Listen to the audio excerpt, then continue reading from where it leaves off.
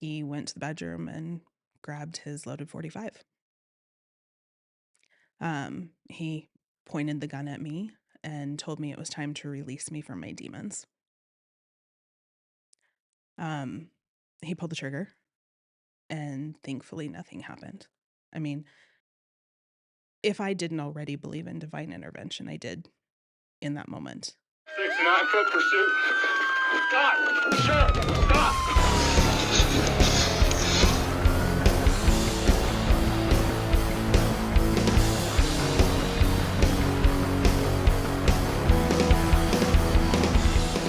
So a common friend of ours reached out to both of us, Yes. thought that you would be a good candidate to come on the podcast. Yes. And you and I had a follow-up conversation, and I could tell you're very passionate about domestic violence. It's hard not to be when you find yourself on the other side of that situation. Mm.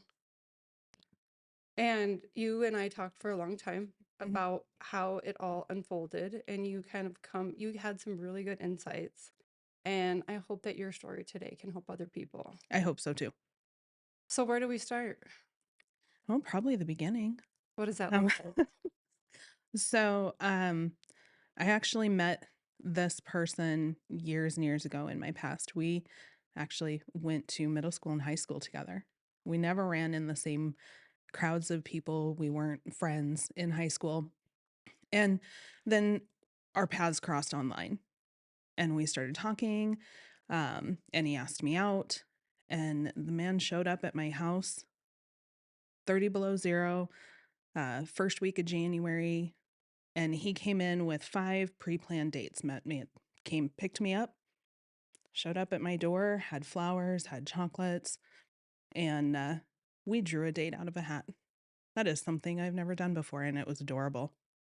A Loved date, every second of a it. date for He had pre-planned dates that he had written down Okay. on slips of paper.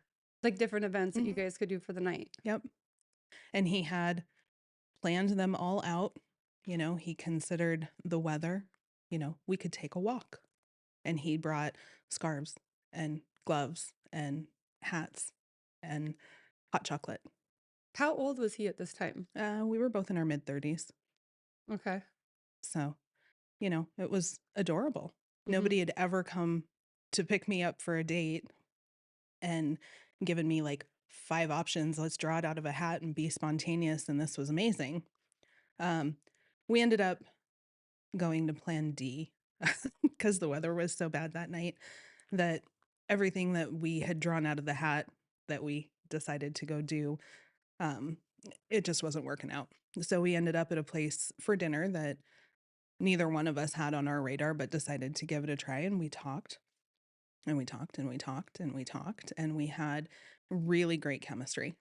Fantastic. There was no weird, awkward lull in the conversation. You know, at no point did either one of us stop and have to try and drag conversation out of the other person. And I remember going home that night and saying to my mom and a couple of my girlfriends, I have never met anybody that I connected with like that. Like, this is amazing. Conversation was easy. I didn't feel any sort of judgment. We were able to have some conversations that you probably wouldn't have on a first date. Um, Probably because we had a little bit of history, right? We at least knew who the other person was.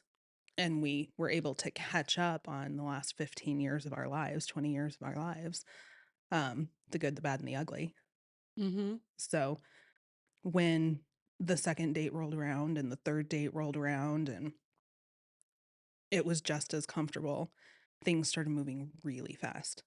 Like, we were engaged in 6 weeks fast, Okay. right?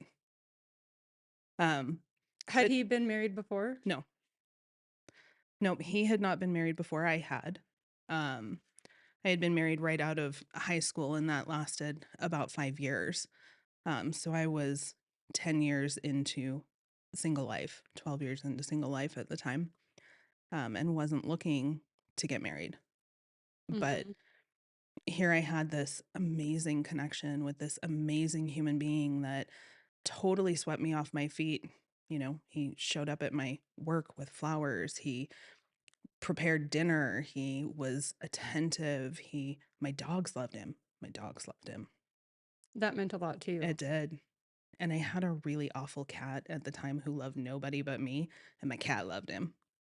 So I Mhm. thought, oh gosh, nobody makes it past my animals, right? There's always some judgment with at least one of them. Everybody loved him. Do you think during your conversations that you said that you talked to him about things you didn't talk to anybody about, he made you feel safe in a Absolutely. way? How did he do that? Um, he was very eager to listen, and the feedback that came from him, his side of the conversation was completely non-judgmental. Oh gosh, I'm so sorry that you went through that, or, oh, I'm really interested. Tell me more. Right. I felt like I had this person in my life, this partner that really wanted to know me Mhm. and everything about me. And that's kind of intoxicating, um, to be around somebody who wants to know who you really are, not just Faults and all. correct. Yeah. And he was willing to listen and you were willing to talk to him. Right. And he was willing to share in return. And, so I felt like, wow, we got past all the surface BS real quick. Did he talk about prior relationships? Very few. He hadn't had a whole lot of prior serious relationships, a couple. And we had talked about his relationships as well as my relationships. And it just kind of seemed like for him, he was a bit of a nomad in his life. He loved to travel. He spent time in foreign countries doing volunteer work for some of those volunteer organizations that put together people to help dig a well or help build a Okay. school. And, he had all of these pictures of all of his travel and all of the wonderful things that he had done. And I thought to myself, wow, Hmm.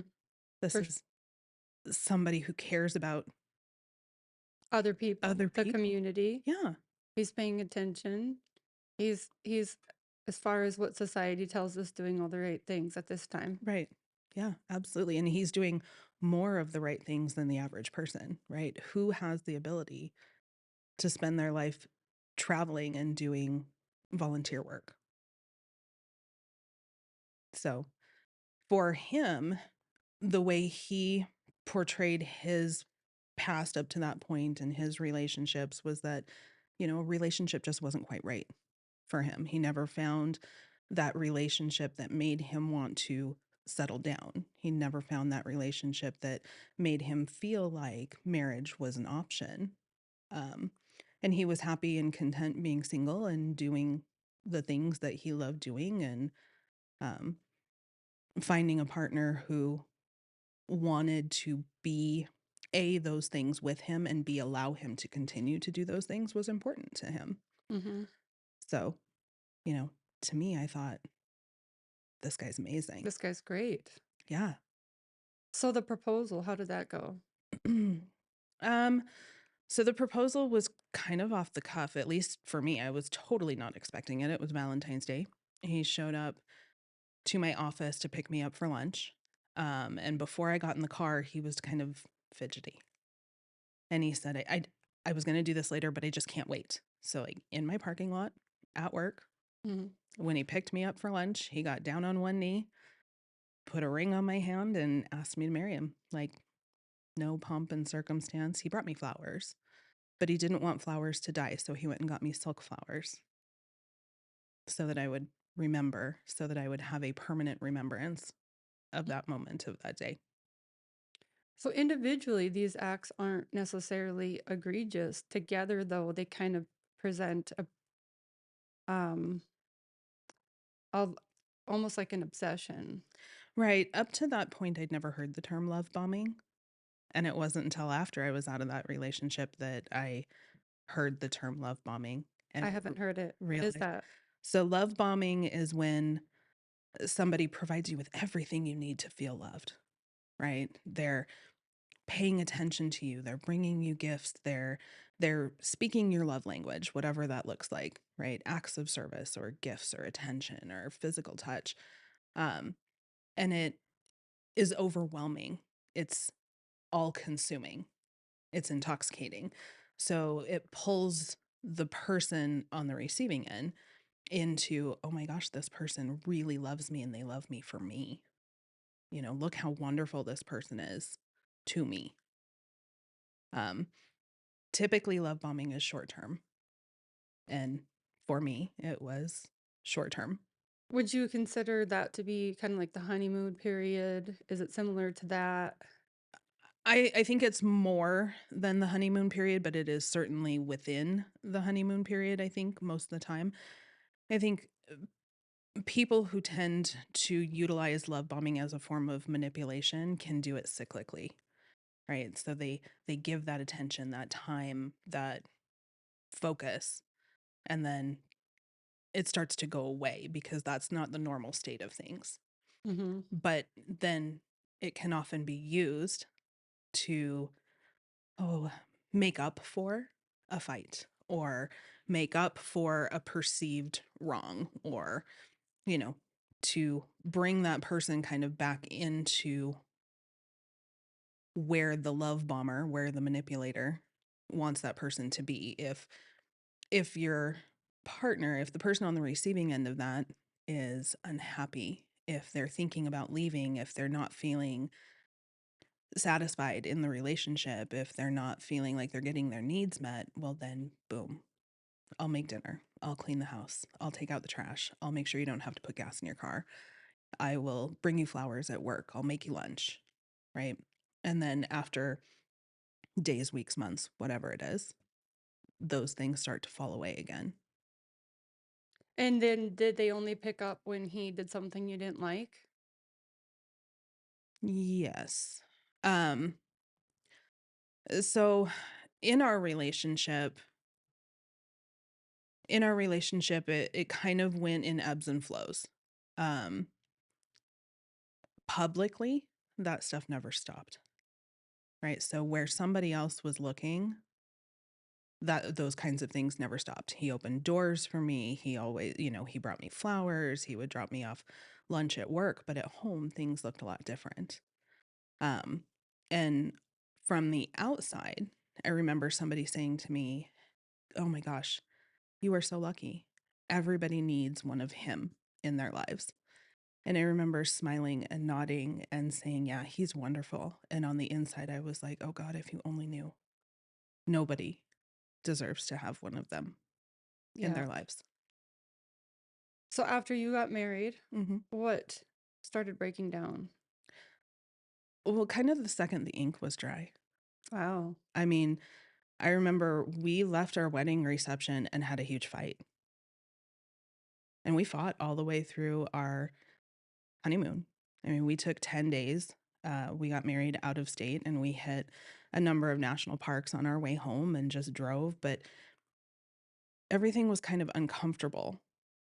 From the second you got married, it became Pretty much. uncomfortable. Yeah. The vibe The changed. vibe changed. Um, Not that there wasn't some of that before the wedding, but from that moment forward, the, I guess, the fight for control happened. Um, I was now his wife. And so there were a lot of just little decisions, should we stop for gas? Well, I don't want to. Okay, well, we're on a quarter of a tank and, where's the next gas station?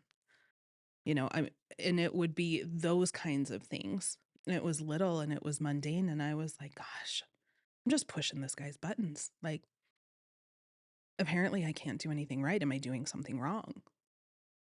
And I started to learn in my relationship with him where I could and couldn't question things. And I started to see a pattern. And that pattern was anytime we were doing something that should have been fun, a fight would happen earlier in the day or the day before, right? So that by the time whatever it was rolled around, I couldn't enjoy it because I'm on eggshells wondering what I'm going to say wrong or what I'm going to do wrong. So, we went to a concert one day out of town, and it was a 4-hour drive to get there. And we had a huge fight because I was packed and ready to go, but he wasn't. And it just kind of felt like he was trying to make excuses not to leave town. And by the time we got down there, 30 minutes before concert time, and he wants to stop at the hotel first.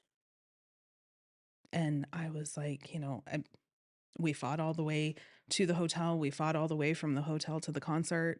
And it was a concert that I was dying to see, and I couldn't enjoy 90% of it. But while we were there, he made sure to go to the merch table and buy me everything. Here's a t-shirt and here's a keychain. And, um, I just want you to remember this night. And you've looked forward to this concert for so long. And I'm really sorry that I made it difficult for you. Kind of makes it that seem like he tries to make you feel crazy. Correct. And by the time we were done, that came out in spades.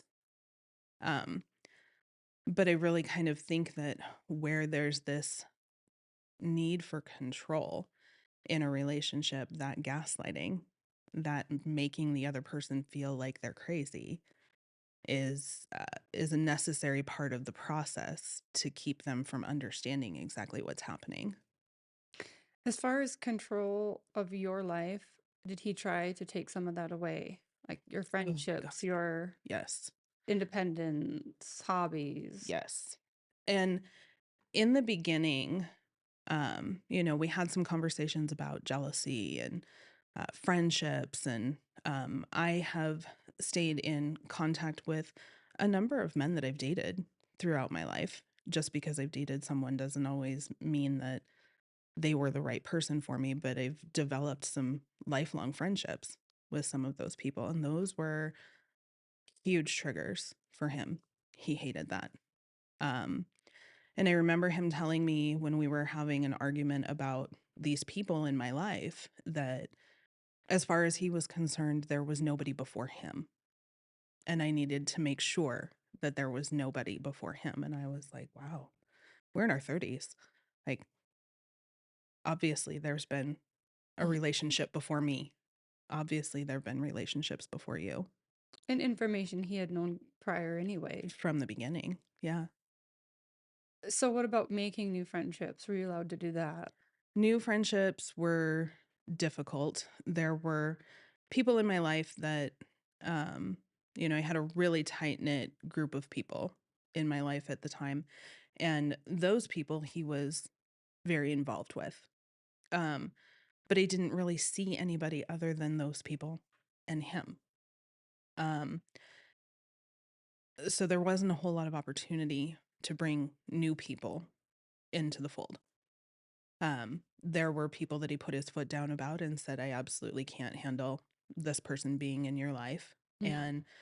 And for the sake of feeling like, okay, if my husband has a problem, like I should be willing to hear him out, right? Mhm. If the roles were reversed and I really felt like this person was inappropriate in his life, would I be okay with him snubbing his nose at me and saying, no, I'm going to do that anyway?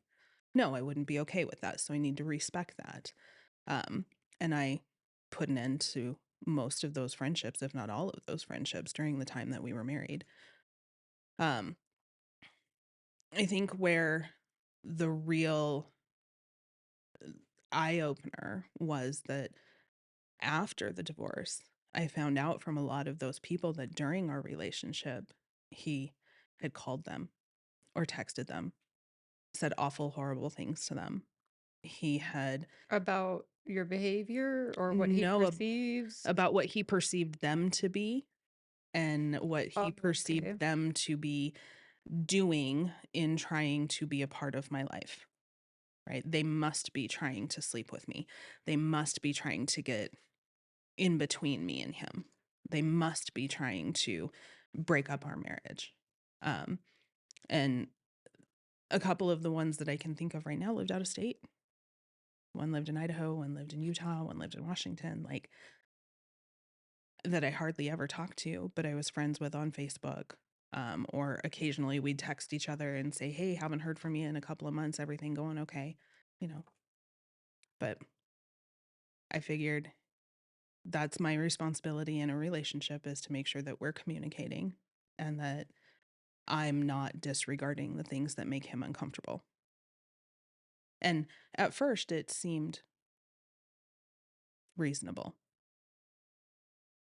and it's not that anything big happens all at once. And this all didn't happen all at once. It happened a little bit at a time over the course of months or a year. That, okay, I know that we talked about so and so, and I appreciate that you understood where I was coming from, but I'm starting to feel the same way about so and so. Okay. All right. Mm-hmm. Um, One of the other big areas of control was my appearance, which looking back kind of surprises me. I'm really not a high maintenance person. Um, I very rarely have my hair colored or even have my hair cut. I have a 2-minute makeup routine at best, right? But anytime I would put on makeup, it would be, who are you trying to impress today? At first, it started out as, I love how you look without makeup. Why do you need makeup? You're so beautiful.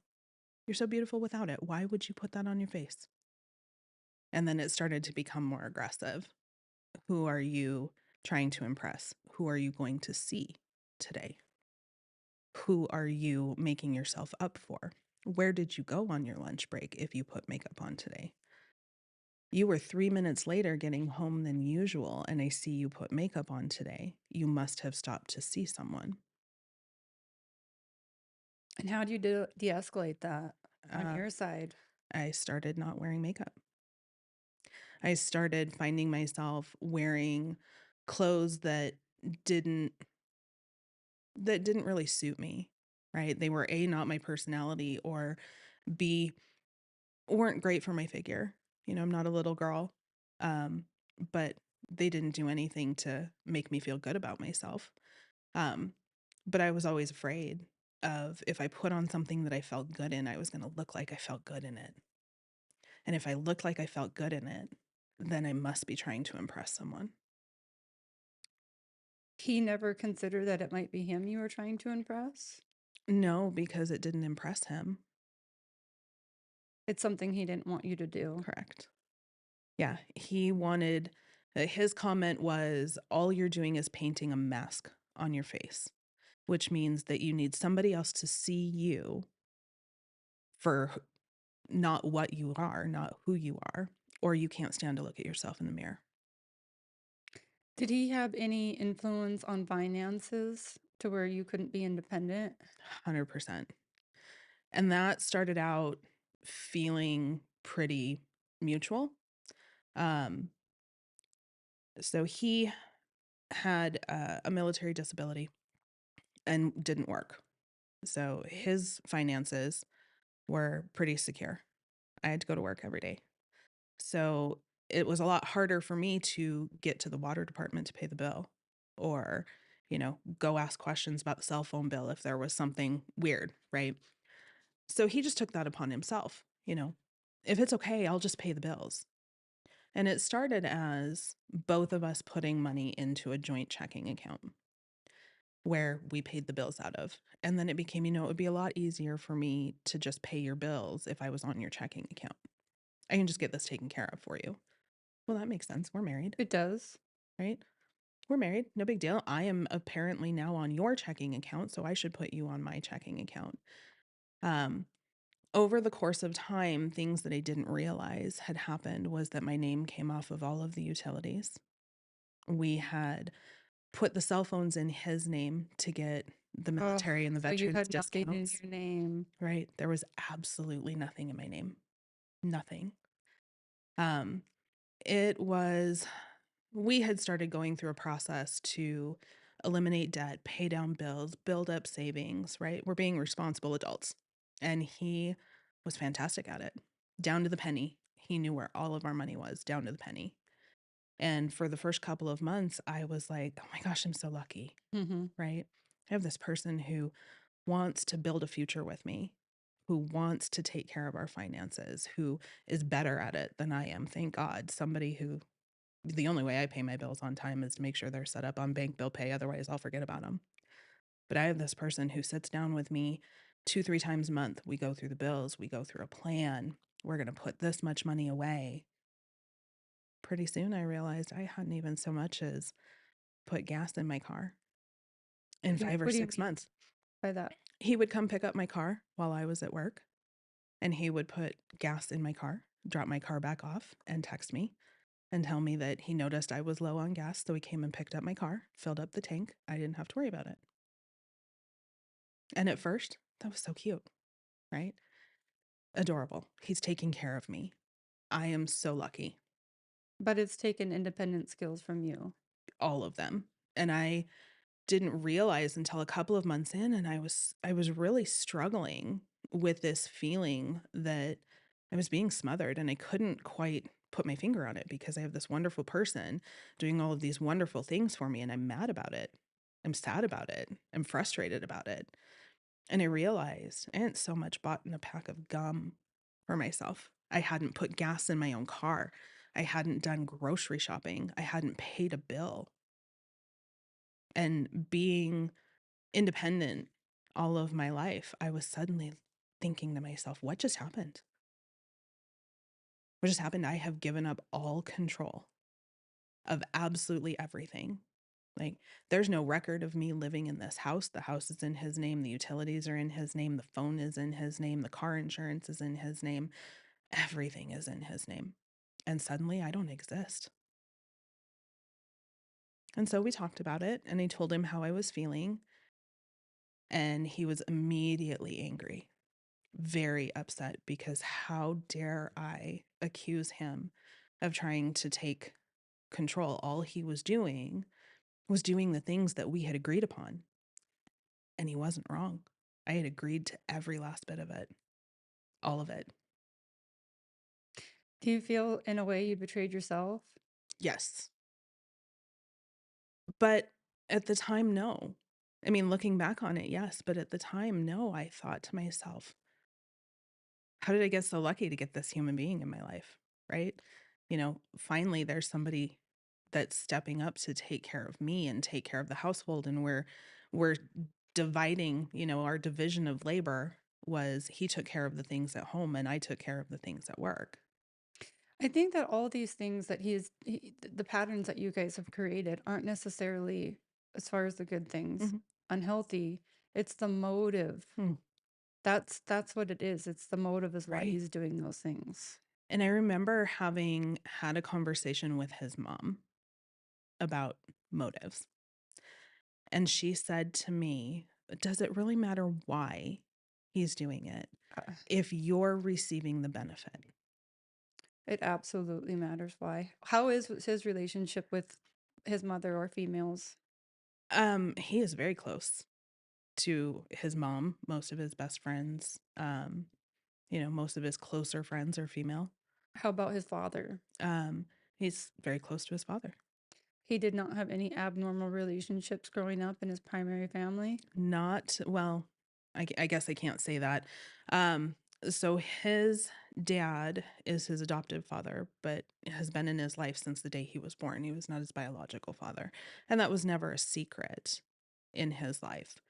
Um, but I don't know a whole lot about what their family dynamic looked like growing up. From what I can tell, it was quote normal, Well, I'm right? just wondering, where did he learn these behaviors? I don't I don't know that they were necessarily learned. I don't know if he necessarily patterned his behaviors after somebody or something. I feel like for him a lot of this was inherent to him and who he was. N- Seeing his parents' relationship while we were together, um, there was nothing that raised a red flag for me with his parents. They were very communicative. They were very open. They were seemingly very loving. They were very welcoming to me. They were very close to him and his siblings. And like, Yeah, I but just felt welcomed and felt like part of the family and never really saw anything happen between his parents that would lead me to think, oh gosh, did I just get myself into something that's going to look like that? And this all kind of exploded one night. It did. One night he was, pause for a second here. You might have to lean forward a little Okay. bit, or you can just move with you. One night he did have some mental health issues, and there was one night that we kind of reached a fever pitch, and there were some really awful things going on in our house. I was asleep. I woke up to the dogs barking and one of the dogs whining and crying, and he's actively seeing and hearing things. And he has one of the dogs with him that he is convinced this dog has eaten something that needs to come out of him. So I'm petrified for what's going to happen to this dog. And he and I, we had some pretty good arguments that night, a lot of yelling, a lot of screaming, a lot of me taking the dog from him and putting the dog back in his kennel and him taking the dog outside. And pretty soon it had escalated to a point where he went to the bedroom and grabbed his loaded 45. He pointed the gun at me and told me it was time to release me from my demons. He pulled the trigger, and thankfully nothing happened.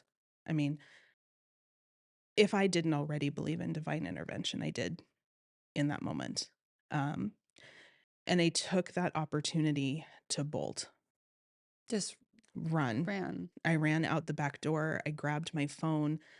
So we had a door in our bedroom out to the backyard, and we were in the bedroom adjacent to the master bedroom when this happened. And so when he backed out of the doorway with the gun in his hand and was fiddling with the gun, I had an opportunity to move past him. And the only open exit was through the bedroom. And thankfully, it was through the bedroom because I was able to grab my phone from beside the bed on my way out. But he was right behind me. So I hid in an open part of our deck where the utility box was. I opened the utility box and crawled down so that I was under the deck so that he couldn't see me from any door, but I could still see and hear him. And I was on the phone with 911, and I was explaining the situation. And he came out the bedroom door into the backyard and dry fired the gun 3 times. And he's yelling for me like I'm a dog. Oh, Come here, Erin. Come here. Creepiest thing. And the dispatcher said, "Did I just hear what I think I heard?" She said, that sounded like a gun. And I said, yes, it was a gun. And she says, does he still have it? I said, I don't know. He went back in the house. And at that point, he had gone back in that door and closed and locked it behind him. I heard it lock. And he turned off the lights in that bedroom on that side of the house and outside on the deck. And then he came through the house and came out the other back door to the backyard through the kitchen and did the same thing. same thing. Pulled the trigger 3 times, dry fired the gun, called for me like a dog. And when I didn't respond and he couldn't see me, he went back in the house, closed and locked the door, turned off all the lights on that side of the house. And so I told the dispatcher, I said, I don't know where he is in the house. I have to move quick and I have to move quietly. I said, this is where I live. This is the street I'm going to be on. I'm coming out of this side of my yard. I need somebody here immediately. And it was about, 2:00 in the morning at that point. And in the age of social media, I'm just going to tell you, I'm so glad it was 2:00 in the morning because the police presence in our neighborhood was significant. And this was already a lot to deal with. I couldn't imagine having to deal with it on social media too. You mean as far as if it were daylight, people would be saying, why are the police cars here? And Right. that type of thing, causing more attention to your situation. Right. So I ran out the back gate towards the road, and I saw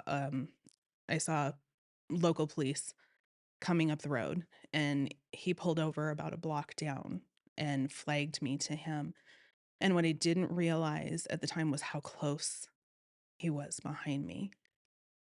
But I heard him call for me again, and He was outside of the house at this time. at this time, and was chasing me down the road.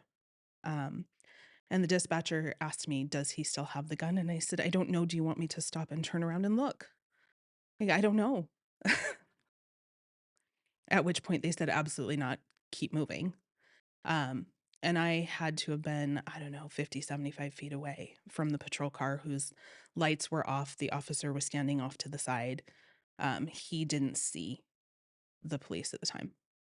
And as we got closer, he saw the police car, stopped, did a dead turnaround, and ran back to the house and locked himself in the house. Officer put me in the back of the car while we were talking, and I watched Highway Patrol, Sheriff's Department, and local PD show up and basically surround my house. What was going through your mind at that time? This can't be real. Like, this cannot be real. This didn't just happen. I'm going to wake up. Any minute now, I'm going to wake up. What I didn't know until after the fact is that he was standing in the window of our house with a gun pointed at the police. I did not know because I was 3 blocks away in the back of a police car. That's not your you know though I know. right now that that's Oh, not your absolutely. responsibility or your it's not for you to carry. I was scared to death. Yes. I was scared to death. Do not shoot my husband. And knowing full well, because I could see the dispatch notes rolling across the computer in the front of the car. Male subject is armed. Male subject is standing in the front window of the house. Male subject is leaving the house. And I'm like, oh God. And I just remember saying, please don't shoot my dogs. Please don't shoot my husband. Please don't shoot my dogs. Please don't shoot my husband. He came out of the house with the dogs on leashes, using them as a shield. And he, with all of the yelling and all of the ordering him to get on the ground and him pretending he wasn't hearing, my dogs are amped up and they're barking and they're lunging, and I'm 2 blocks away and I'm watching this happen. And I'm thinking to myself, they have every right. Like, if he lets go of one of those dogs, what's going to happen? So they brought me up when they finally were able to get him to relinquish control of the dogs and were finally able to get him handcuffed. They brought me up and he's screaming and he's yelling, "Don't give her the dogs. She's crazy. Don't give her the dogs. She's crazy. I don't even know who that is. That's not my wife. Go find my wife." And the officer's looking at me and I'm looking at him, and I just can't believe I'm in the middle of this circus right now. And we finally get the dogs. They take him for an evaluation. I get the dogs into the house, and the house has just been turned upside down. He turned off the main breaker. He disconnected fuses to lights. He had taken my rifles. He's preparing for war. Yeah. He had taken my rifles, and when the officer and I walked through the house, and he says, we need to make sure that everything is accounted for, and I couldn't account for my concealed carry weapon. And he says, well, if you can't find it, then I need you to call me, and gave me his card. And my mom and I went through the house, and I finally found it, and he had taken it apart. He had disassembled it. And that night before I had gone to bed, I did what I always do. And I had taken my weapon and put it in the box beside the bed, and at some point while I was sleeping, he had disassembled my weapon. Ammunition was locked in a locked ammunition case. The barrel of my gun was locked in a rifle case. The slide to my gun was locked in yet another gun case. So it's at some point, He had planned something because he had done all this when you were sleeping. exactly, he had made sure that I didn't have a way to protect myself in that moment, in that instance. And I look back on it and I think, oh my God, I am so glad we did not have children, because it took everything in me to walk out of that house without my dogs. And can you imagine if you had children there? I wouldn't be here. I mean, that is the honest to God's truth. I wouldn't be sitting here today. Because you wouldn't have left that night. I wouldn't have walked out that door. And I think a lot of women are in your position or that do have children. Mm-hmm. I mean, that night, he used the things that were going to get the biggest response out of me, right? The things that were going to force me to stay put. The things that mattered most to you. Correct. Yep. So, I mean, had there been children involved, I really honestly think I wouldn't be sitting here today, because I wouldn't have had it in me to walk out that door. Whether you're into getting fit or staying fit or just having fun with the family, join the Peak Health and Wellness Center today. With 2 great locations in Great Falls, they're here to serve you. If you like weightlifting, functional fitness, or enjoy a wide selection of cardio equipment, the Peak has everything you need. They also offer classes for all ages and fitness levels. The Peak even has a daycare for those busy parents out there. Go check out the Peak today. The Double Barrel Cafe is all about you, the amazing people of Cascade County. With every purchase you make, they give back to our community. Every bite and sip fuels their mission. Let's make a positive change, 1 cup and 1 bite at a time, because the Double Barrel is not just a cafe, they're building a better community. If you haven't noticed lately, Cascade County is booming, and the choice for all your construction needs is Builders First Source. They even have an automated home builders solution for all of your construction needs.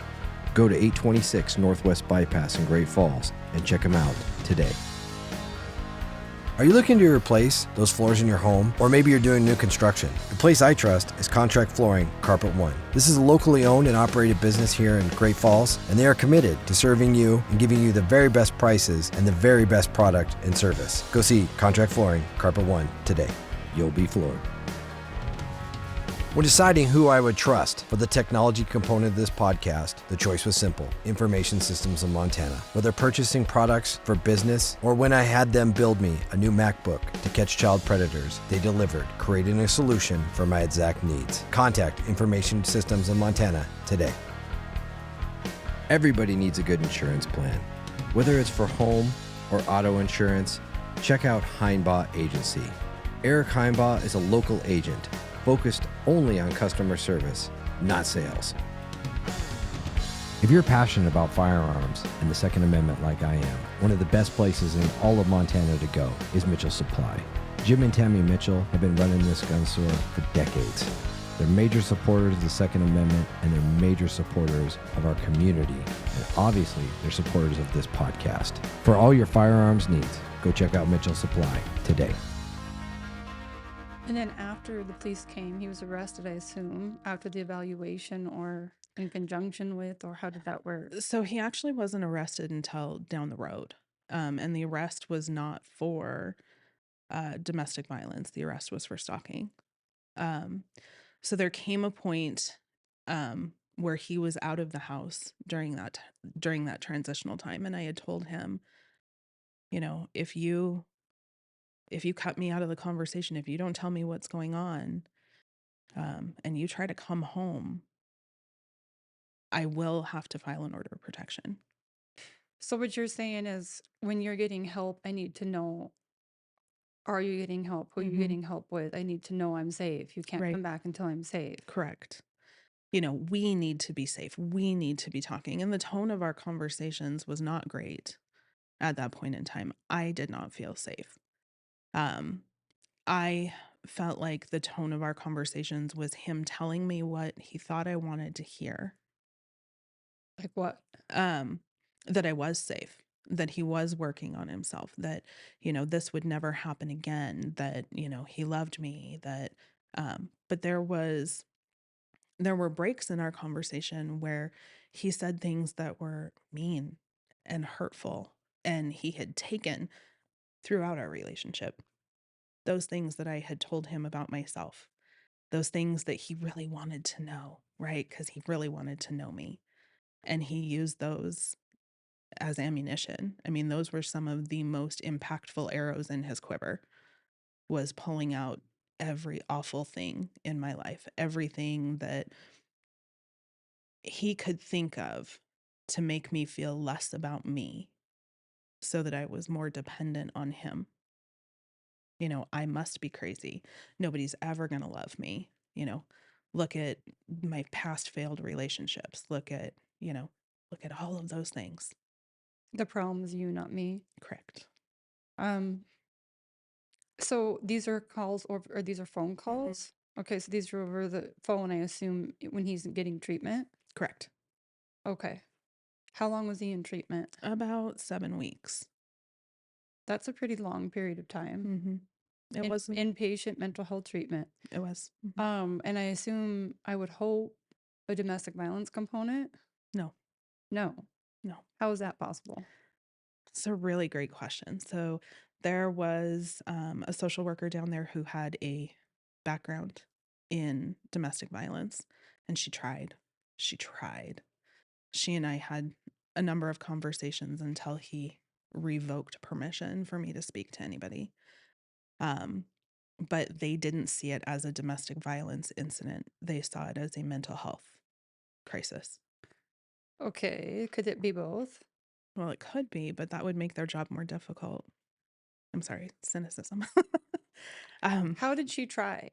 When you say she tried, So, I mean, getting into kind of personal territory here for him, there was a change in who was handling his treatment. So um, the first treatment coordinator, I guess you would call them, who was working with him was on board, right? Wanted to address these things. But then somebody else came in and took over the case. Somebody with a little more rank, with a little more pull in the facility, and said, nope, this one's mine now. This case is mine. And truthfully did a lot of damage for not just, in my opinion, him, but definitely for me. Because he was told, your wife's having these conversations with these other people here. You know that these are the things that they're talking about, right? And they haven't involved you in the conversation. And that was when the tone of our conversations, him and I, changed. In that moment, I wasn't looking for a divorce, right? I didn't want to end my marriage. I didn't want to walk away from the relationship because this was a person who needed help, right? And I made a commitment to this person for better or worse, and holy moly, we get worse like in the first year. In the first year, I get to deal with the worst part. So we're gonna see this through, and we're gonna do this together. And at that point, I think his willingness to trust me in this process became non-existent, because there was somebody in his treatment process that was telling him, that she's been talking to other people. Well, They're planning on bringing her down. I hear what you're saying, and I can hear those words actually coming out of their mouth. But really, he needs to take accountability and go, no, I tried to hurt her. Right. It needs to be a part of my treatment.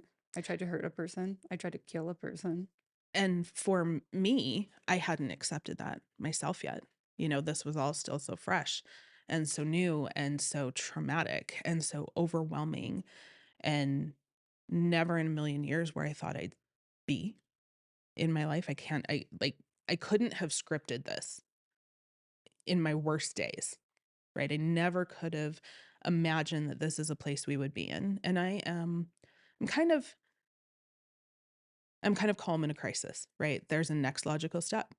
right? So we're going to take the next logical step, and the next logical step is treatment, and the next logical step is a conversation, and the next logical step is figuring out how to get you home, and the next logical step is going to counseling together, and the next, the next and the next and the next.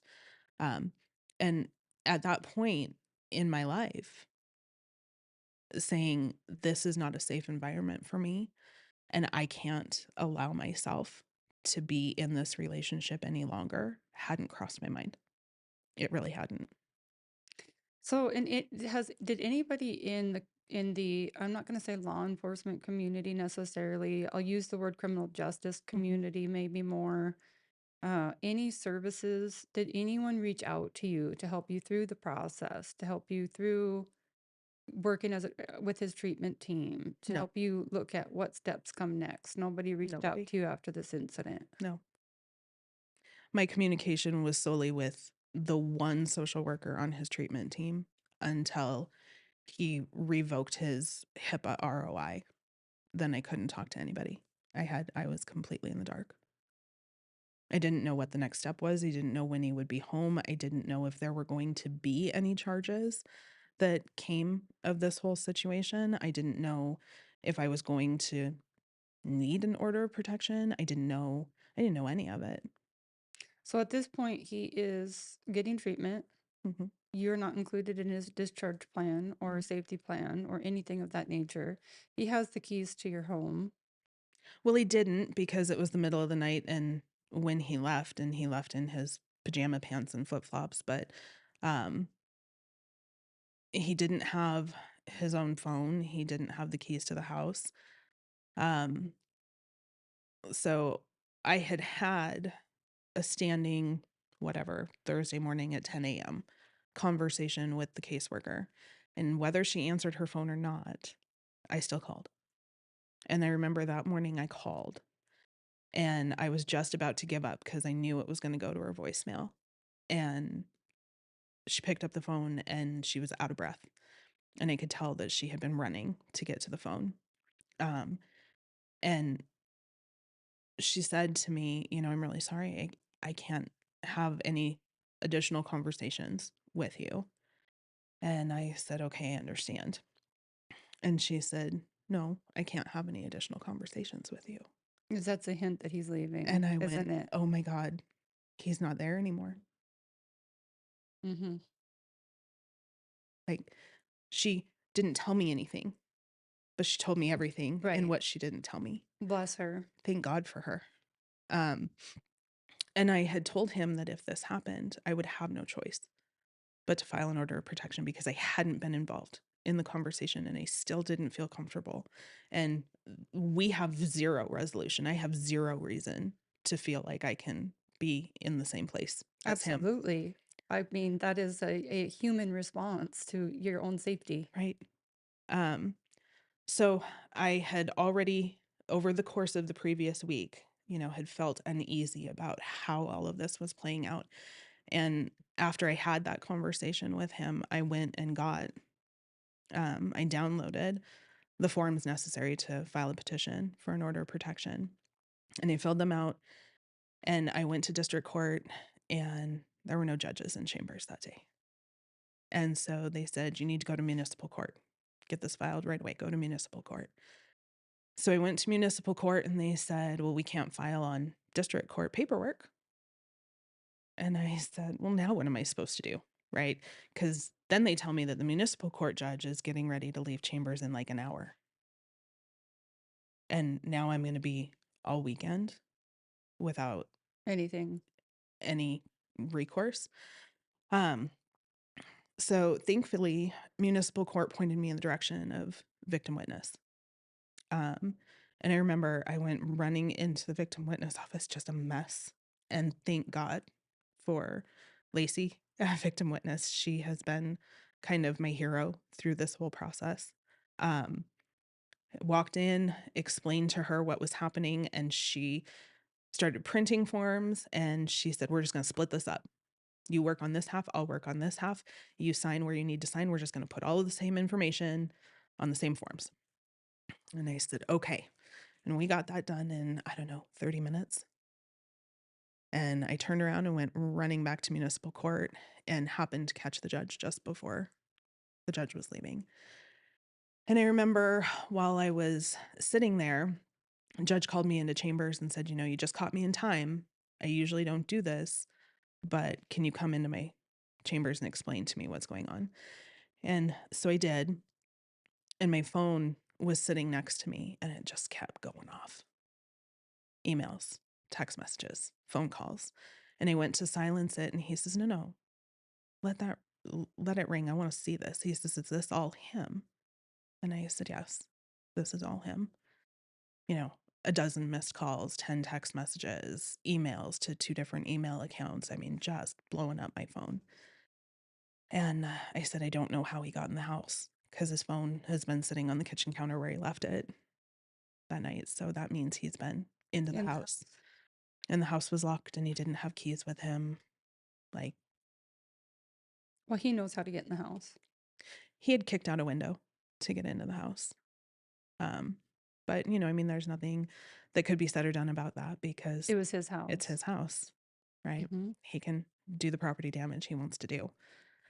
So, judge granted the order of protection.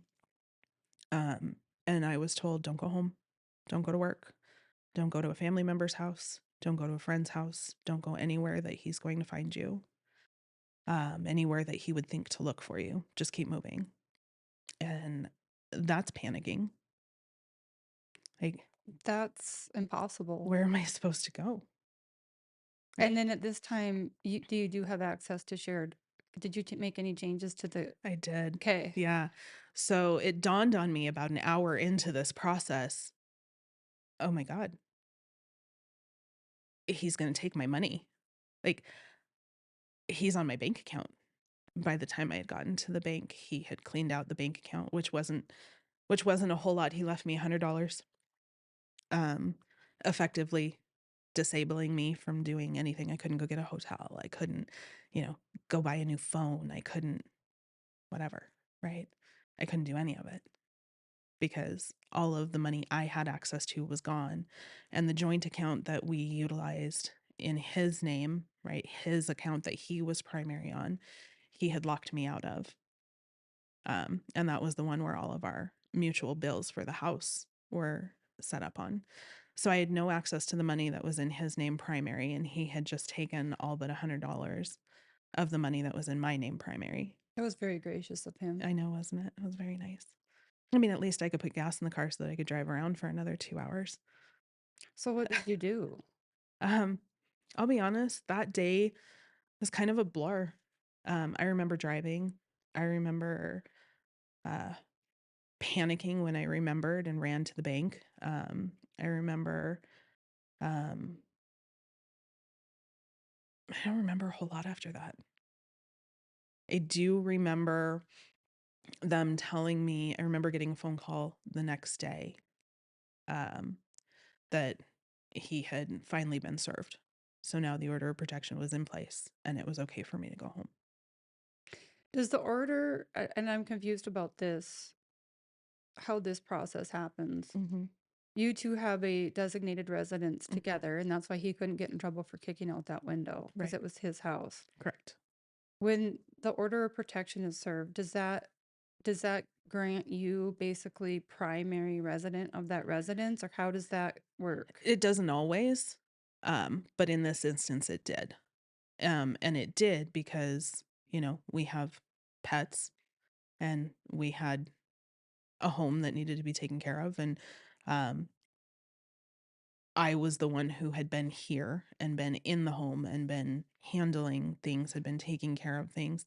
But who decides that in the system? The judge The did. judge did. The judge did that signed the order of protection. Gotcha. So it could have gone either way. I mean, truthfully, the judge could have said, yes, absolutely, I'll sign this order of protection, but you need to leave the shared residence. Right. So the judge decides at that time in municipal court, which is not to a felony level yet. No. For anyone listening. And truthfully, the only reason, there were no criminal charges at this point attached to the order of protection. And there wouldn't have been any charges that came from the incident prior to the order of protection. What happened after was because of violations of the order of protection. And the only reason that it was filed in municipal instead of district is that there was nobody in chambers in district that day, nobody available. Normally, an order of protection, from my understanding, should have gone to district court. So I was given temporary access to the home, right? It wasn't longstanding. It wasn't forever. In 30 days or 28 days, we were going to have a hearing and determine the viability or the necessity of the order of protection. And if the order of protection was going to be longstanding, then there needed to be another decision made about, who's staying in the home, who's going where, and what's happening to our marriage. Because you can't be married and work on a marriage while you can't be with each other. Mm-hmm. So at that next hearing, that was pretty much the feedback from the judge was, you need to make a decision. If you're going to keep the order of protection, you can't exactly move forward like this. And did he contact you within those 30 days? Did he abide by the order? He did not abide by the order of protection. But he was sneaky about not abiding by the order of protection. I feel like mental torment was his abuse of choice, right? Getting in my head was where he preferred to live. Our relationship was never truly physically violent. He never hit me. He never, I didn't leave my house with black eyes or bruises, but emotionally, I was a shell of the person that I was. And so that terrorizing just kind of continued to happen. And he did it in kind of a twisted love bombing kind of way. Right. So now here he is, order of protection, and he's trying to, quote, do nice things for me. He had upgraded our cable package. So No you clue could why. watch TV at home on things you liked I have no in idea. a sick way. Is that what he's Right. Yeah, I have no idea the why. message? I get a phone call from the cable company saying, I need you to be home at this time. Your wonderful husband has just offered, has just purchased an upgrade, and he told us to get in touch with you for the best time that we could come in and make this change. And I said, no, absolutely not. Like, we don't need an upgrade to our internet. We don't need an upgrade to our cable package. Like, I don't understand. The next thing was a card that I got in the mail. It was Thanksgiving time. And he had sent me a card in the mail, but he did not sign it, and he did not put a return address on it, but he did write in it. So his handwriting was there, and there was a signature with just his first initial on the bottom of the card. But in the card was hair, his hair, so that I could have a piece of him to keep with me. And this was the point that I finally called the police, and I said, I really feel like this has to be a violation of our order of protection. Like, the cable thing, okay. He didn't contact me. He didn't come to the house. He didn't, but he's letting me know that he's there and he's around and he's watching, right? The hair was the only word that I could use to describe it at the time is completely unnerving, right? I thought, and I said to the officer that responded, I said, I kind of think I understand how the woman who got Van Gogh's ear in a box feels. Right? I opened up my mail, and there is a literal part of him in this card. And the responding officer felt very much the same way. He opened that card and immediately shut it and was like, that is the weirdest thing I have ever seen. And then not 20 minutes later, a huge bouquet of flowers shows up for me at work. No card, no name, no nothing. Huge bouquet of flowers. It was gorgeous. It was beautiful. He did a great job. And so I called the officer back, and he says, oh, you got to be kidding me. And he says, where are they from? So I told him, and I had called the flower shop, and I said, I just need you to tell me who sent these. And they said, oh, we promised we wouldn't tell. Aren't they beautiful? He wanted you to know how much he loves you. And I said, no, I need you to tell me right now who sent those. And she says, well, we can't. We promised. And I said, okay, well, I need you to understand that there's an order of protection against a certain person in my life. And if he sent these flowers, this is a violation of the order of protection. And I just need to know. And they went, ugh. So the officer went down there. They pulled the security footage. It was, in fact, Yep. him. And these are the things that led to a violation of the order of protection. He was arrested on felony stalking and harassment. And then the night that he was arrested was actually, it was Thanksgiving when he was arrested. Thanksgiving night, I found he had a couple of old iPhones that he used to use as, he had the baby monitor app set up on those iPhones that would stream to his phone so that when we were away, we could keep an eye on the dogs. We could keep an eye on the house, right? That evening, I don't know, around 9-10 o'clock, I heard beeping coming from a hall closet. And I opened the closet, and behind a bag of cat food or something was one of his iPhones hooked up with the baby monitor and the microphone on.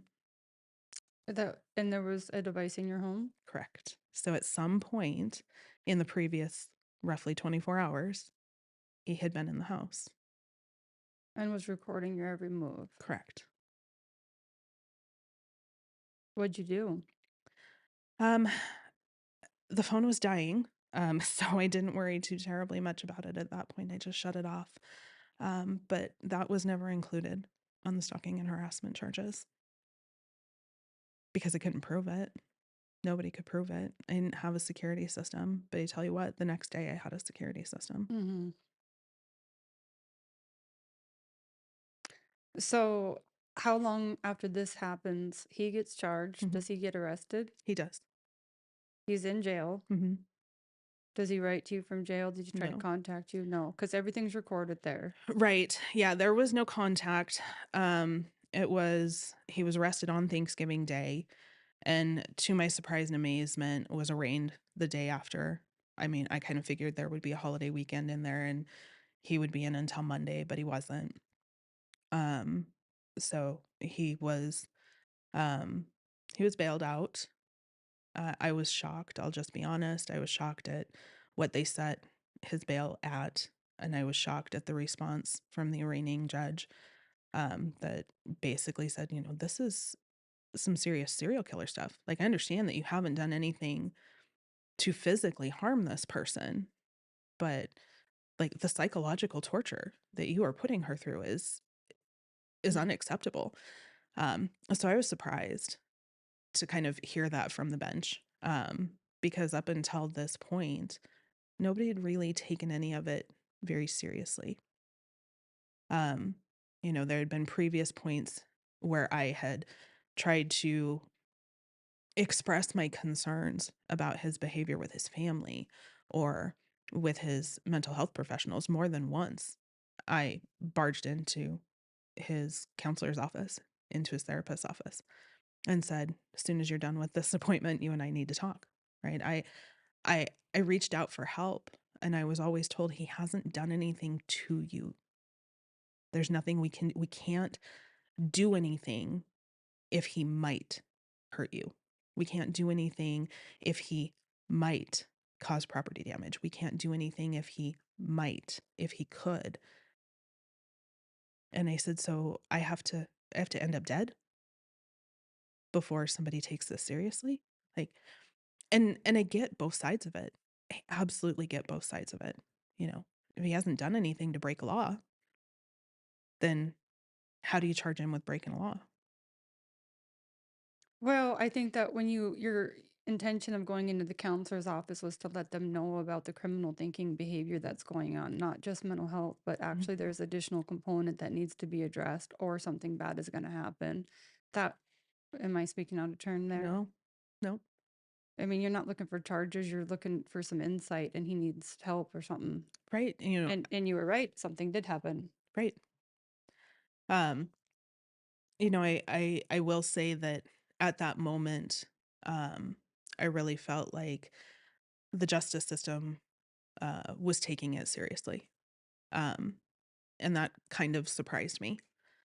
And then to get, a couple of weeks later, a phone call asking, because of his veteran status, would I agree to him coming into veterans court instead of, you know, going through this process through district court. And he had to think long and hard about that because, the conditions of a treatment program versus, you know, criminal processes. And at the end of the day, I didn't want him to have necessarily criminal repercussions. I wanted this person that I loved, that I had planned a future with, that I had planned a life with, that I had planned the rest of my life with, right?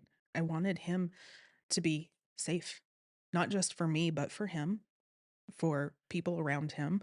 I wanted him to be happy. I wanted him, but I also needed me to be safe. And I needed me to be able to move on. Because at this point, I had filed for divorce because reconciliation was out of the question. So you were basically contemplating what's more important, consequence or treatment. Correct.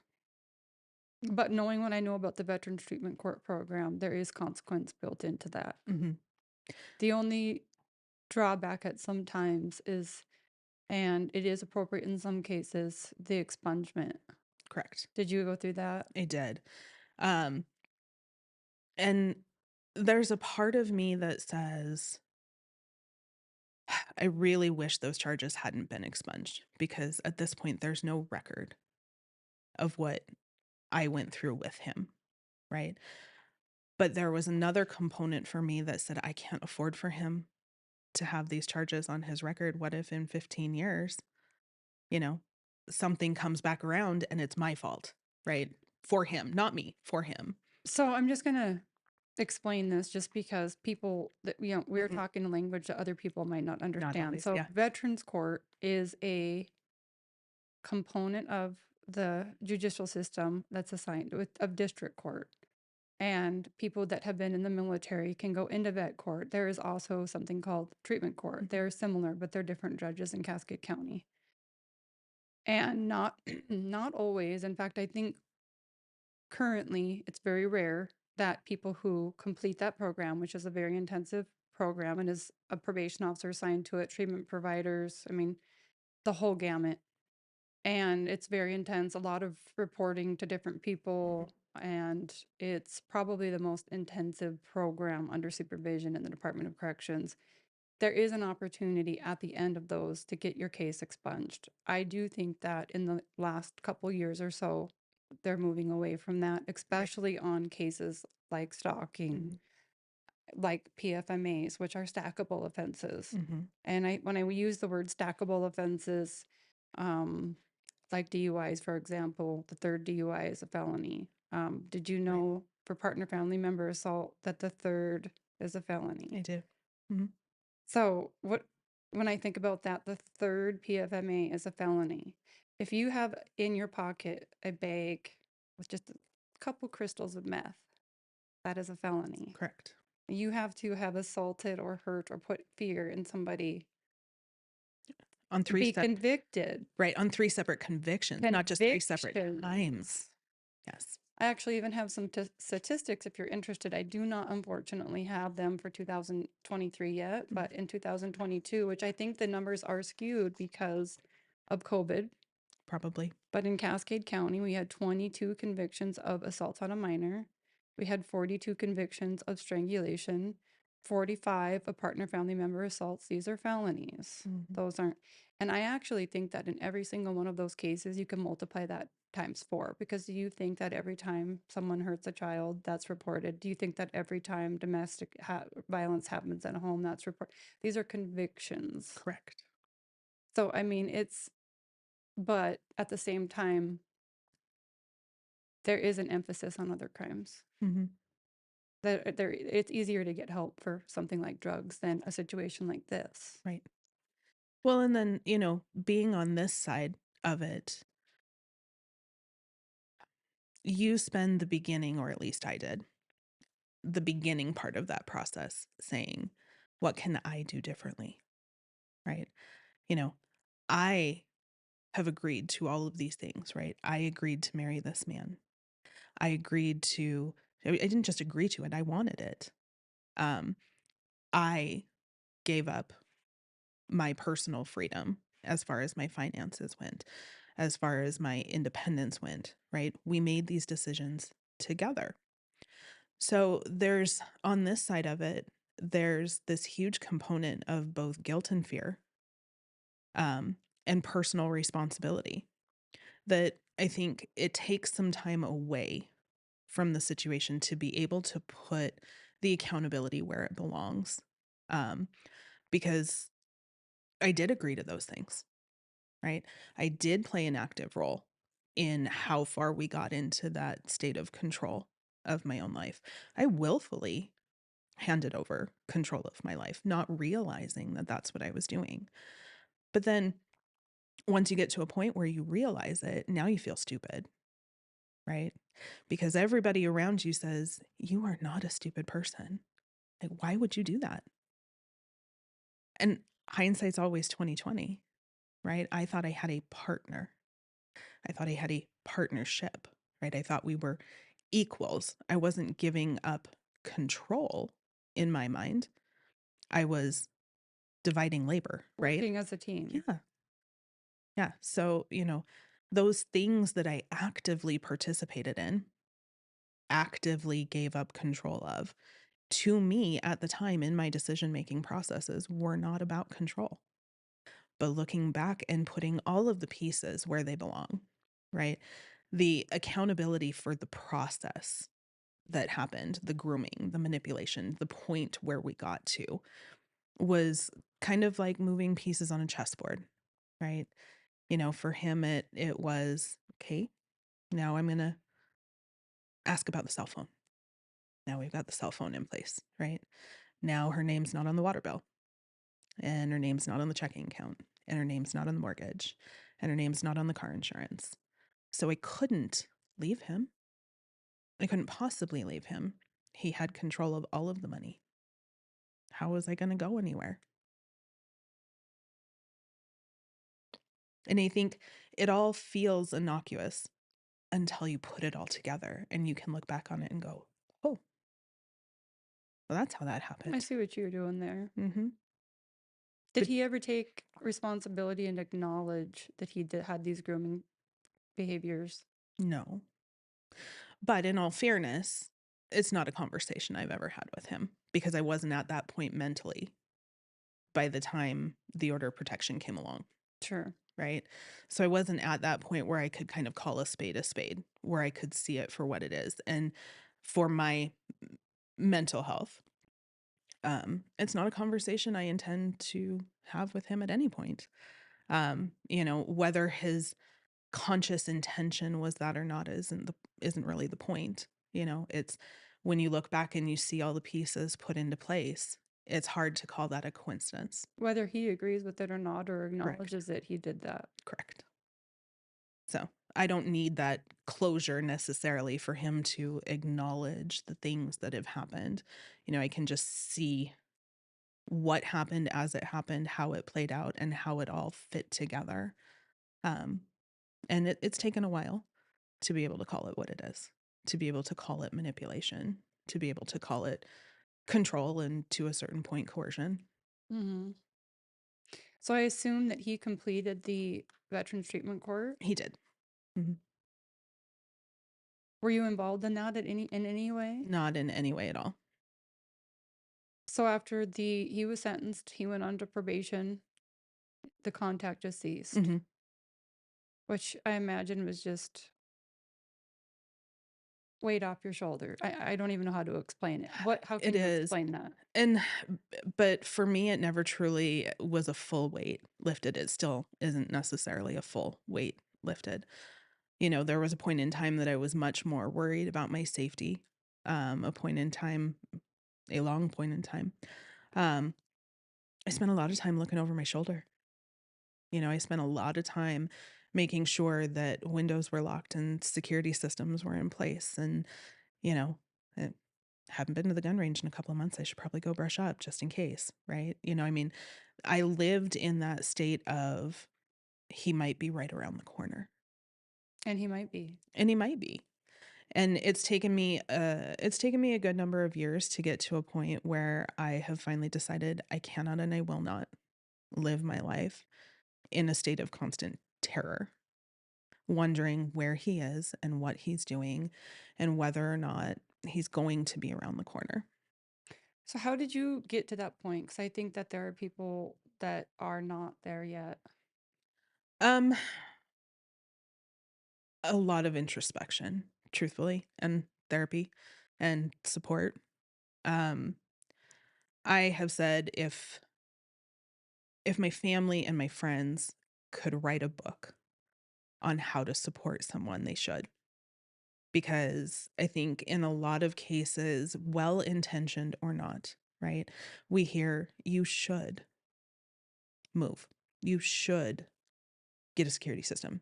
You need to call and check in. You have to look over your shoulder. You should only go out during the daylight, right? And these people in our lives are trying so hard to keep us safe, and they care about us. And my friends and family, while they had their moments of that, was let us know you're okay. We're here if you need anything. Can I bring you dinner tonight? You haven't been very social. I'm going to come get you and we're going to meet up with another friend and we're going to go to dinner, right? Sometimes just having people in your corner to allow you to be you and allow you to grieve, because let's be honest, there's a huge grieving process that is involved in all of that. You have to grieve the person you were before that person came into your life, because I am not the same person I was before that person came into my life. And I had to learn how to be okay with that. And that took a lot of work. The first time I put makeup on, I had to kind of push myself through that, because now I'm having the same internal conversations with myself that he used to have with me. Right? Why are you putting on the makeup? Right? Is there somebody that I'm trying to impress? Am I putting on a mask so that the whole world doesn't have to see me look like this? Do I not want people to know who I really am? And I finally had to get to a point where I was okay with people knowing who I really am and what I've really gone through in this situation. You know, Whether you're into getting fit or staying fit or just having fun with the family, join the Peak Health and Wellness Center today. With 2 great locations in Great Falls, they're here to serve you.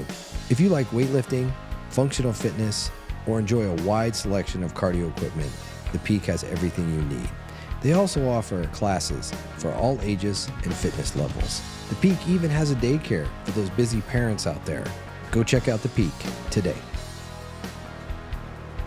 The Double Barrel Cafe is all about you, the amazing people of Cascade County. With every purchase you make, they give back to our community. Every bite and sip fuels their mission. Let's make a positive change, 1 cup and 1 bite at a time, because the Double Barrel is not just a cafe, they're building a better community. If you haven't noticed lately, Cascade County is booming, and the choice for all your construction needs is Builders First Source. They even have an automated home builders solution for all of your construction needs. Go to 826 Northwest Bypass in Great Falls and check them out today. Are you looking to replace those floors in your home? Or maybe you're doing new construction? The place I trust is Contract Flooring Carpet One. This is a locally owned and operated business here in Great Falls, and they are committed to serving you and giving you the very best prices and the very best product and service. Go see Contract Flooring Carpet One today. You'll be floored. When deciding who I would trust for the technology component of this podcast, the choice was simple: Information Systems of Montana. Whether purchasing products for business or when I had them build me a new MacBook to catch child predators, they delivered, creating a solution for my exact needs. Contact Information Systems of Montana today. Everybody needs a good insurance plan. Whether it's for home or auto insurance, check out Heinbaugh Agency. Eric Heimbaugh is a local agent focused only on customer service, not sales. If you're passionate about firearms and the Second Amendment like I am, one of the best places in all of Montana to go is Mitchell Supply. Jim and Tammy Mitchell have been running this gun store for decades. They're major supporters of the Second Amendment, and they're major supporters of our community. And obviously, they're supporters of this podcast. For all your firearms needs, go check out Mitchell Supply today. You were talking about that your family, and I just want to get Mhm. specific as I can. Mhm.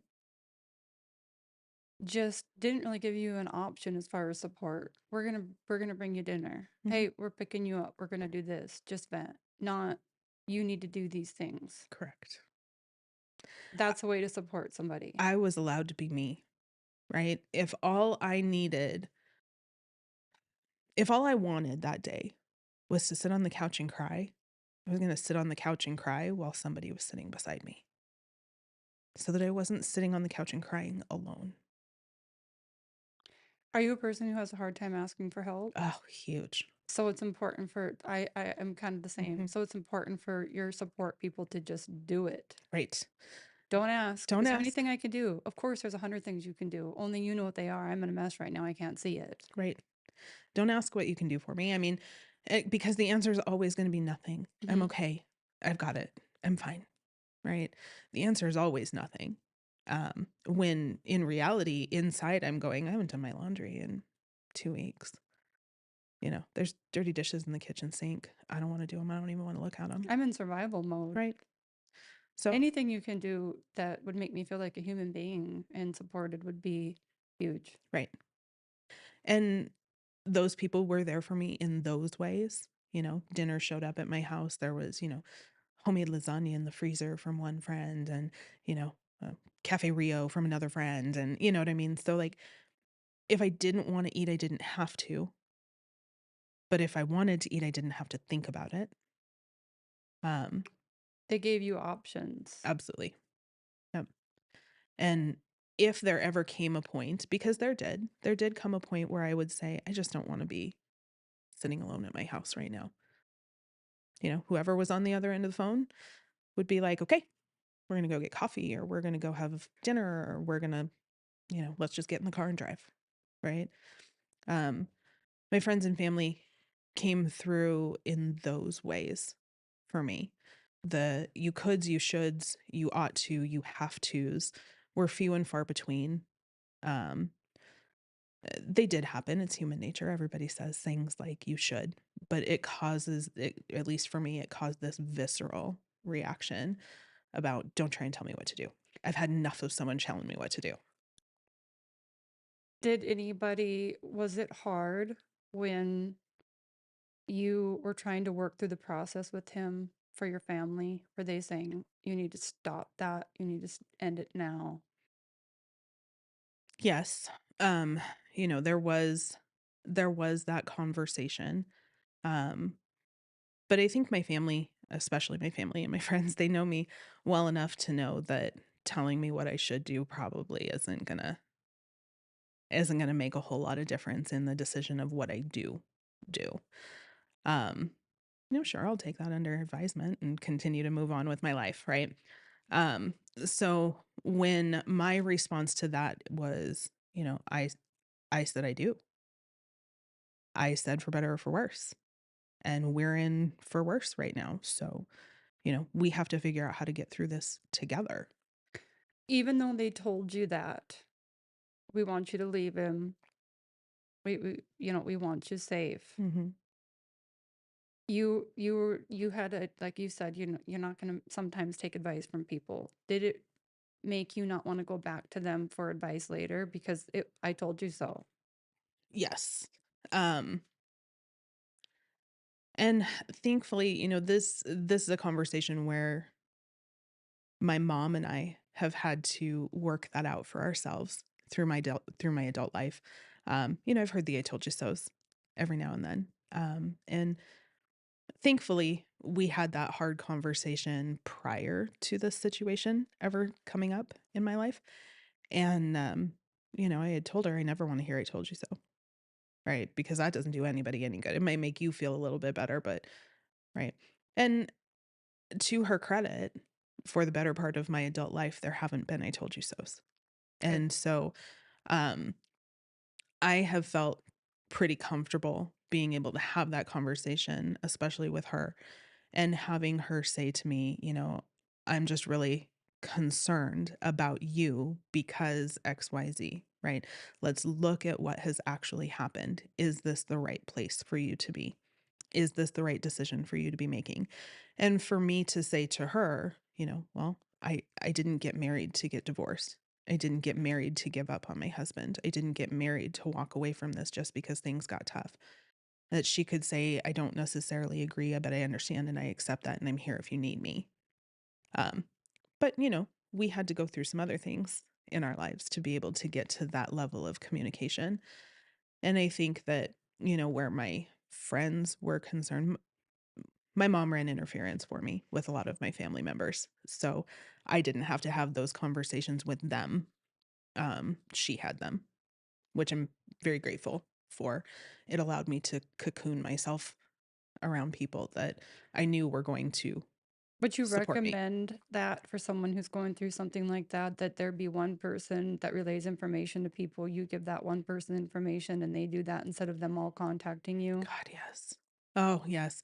At least in the beginning, right? Until you're ready to have a conversation with people about it. This is a difficult conversation to have, even with the people closest to you. I think, quite frankly, especially with the people closest to you, because I know for me, I downplayed the things that were happening in my relationship.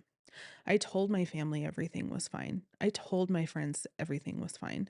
I told everybody in my life what a wonderful man I had married. And then behind closed doors, my life did not look like what it looked like on the outside. And so that's a lot of crow to eat, right?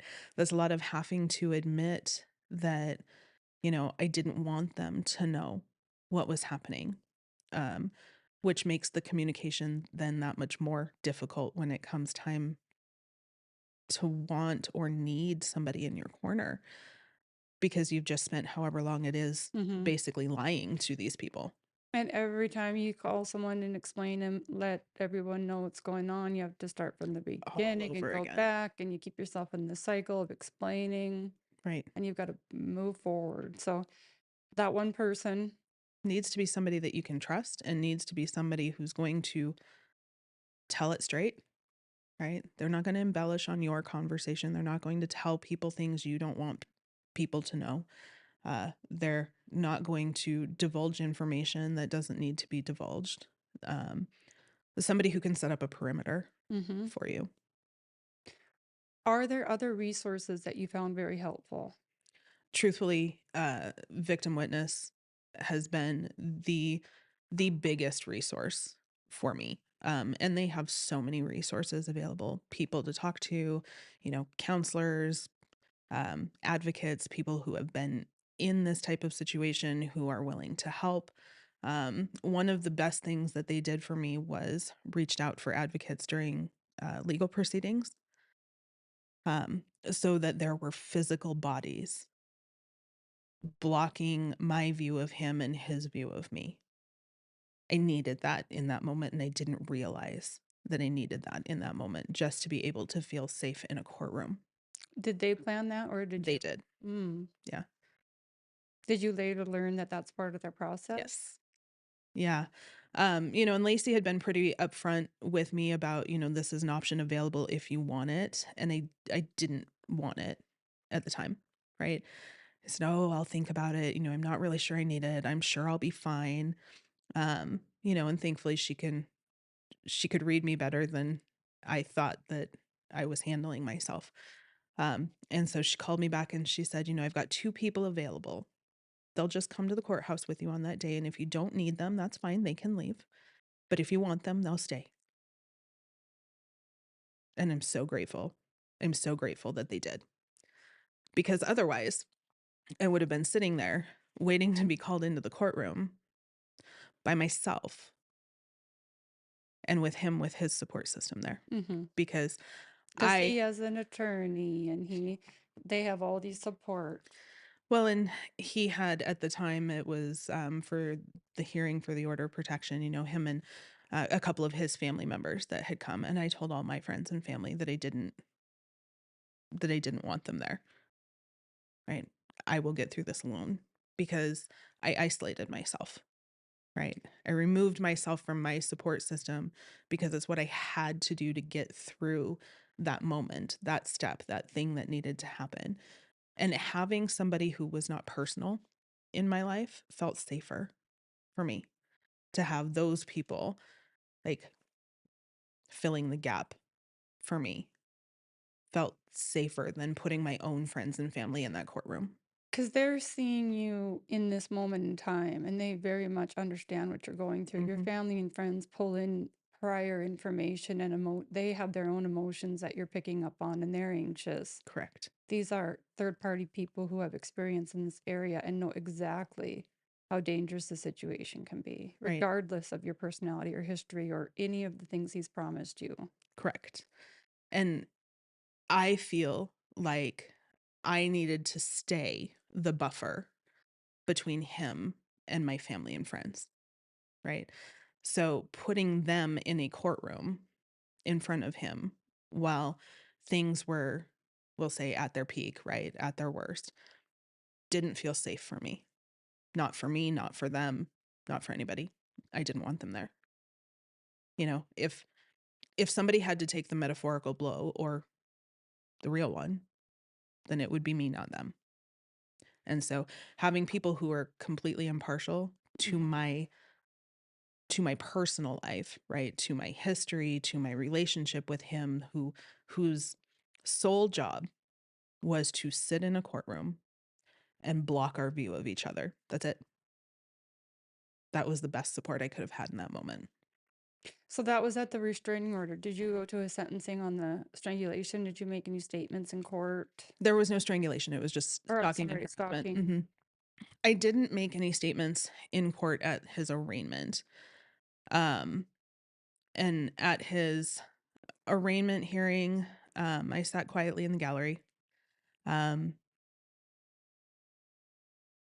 I didn't go I didn't go to any of the anything that had anything to do with Veterans Court. So when they took him into the Veterans Court program from that point forward, and no, I didn't make, not that I recall, I didn't make any statements at that very first hearing moving him in to Veterans Court. Um, I sat quietly in the back and left when we were done, and I don't recall saying anything. Okay. Is there any, I know that your situation, it's almost like all these sweet things he did, society kind of promotes that in dating. They do. So it's hard to go back and identify red flags until a long period of time passed. Well, I can identify some big ones that happened. We didn't talk about that, but um, like I said, I got married right out of high school. I was 19. Um, and I was divorced by 24. And my first husband was a really great guy. We were young, and um, it didn't work. There were for me, really no hard feelings about that. I didn't hate my ex-husband. It was just a part of my life that I had moved on from. And I had all of my wedding albums and my cake server and my taper candles and, from my first wedding in a box. And I don't remember why, but I was looking for it one day. And he says to me, "Oh, well, you told me if there was anything in the house I didn't like, I could get rid of it. I threw that out." And I panicked and I ran out to the dumpster and he's like, "No, no, no. I got rid of it a long time ago." But he never told me. He never asked me. And yes, we had that conversation. If there are things in my life that make you uncomfortable, we should talk about it. Right. But he took that quite literally, and took some liberties with that particular conversation. And I lost I lost my wedding album. I lost, and at the time, digital wasn't a thing, so everything was a negative. I lost all of the negatives. None of my grandparents are alive today, and there are pictures of all of my grandparents at that wedding. I have aunts and uncles who are no longer alive, that one of them made me one of those photo albums that he threw away. Um, you know, That was a part of your history. right. It wasn't necessarily displayed on the shelf, right? I didn't have pictures of my first wedding up. I wasn't pining over that relationship, but that was a part of my life and not one that I'm ashamed of, right? I didn't really feel the need to erase my own history. Mm. My wedding things were in a box in a closet, including my photo albums. But there was more in those photo albums than just my ex-husband and I. Right. And I've lost all of that. I came home one day and um, I went to throw something away when I got out of the car and I opened the trash can and I found half of my closet in the trash, covered by a yard full of dog poop. So he had, when I went in the house in tears and I was like, what in God's name? And he says, well, I went through your Facebook and I went through all of your pictures and anything you were wearing at a point in time where you may have been dating someone else that you still had in your closet, I got rid of. I'm sorry, what? And that went down to jewelry. Like my first marriage, my ex-mother-in-law bought me a freshwater black pearl and diamond necklace.